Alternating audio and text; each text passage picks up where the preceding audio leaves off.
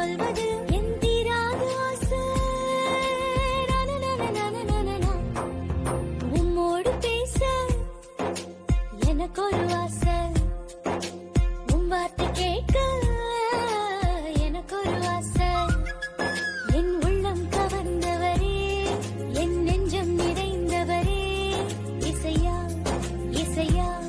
என் உள்ளம் கவர்ந்தவரே, என் நெஞ்சம் நிறைந்தவரே, இசையா இசையா.